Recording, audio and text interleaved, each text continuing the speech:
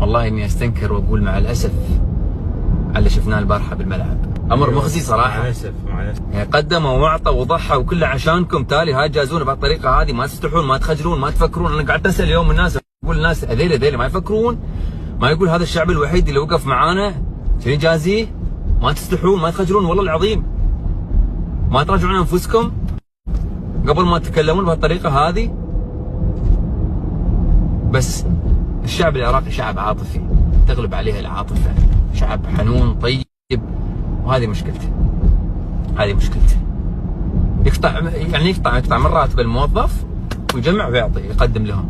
ما تستاهلون والله. انا قلتها قبل شوي في الانستغرام، الحين بقولها هني.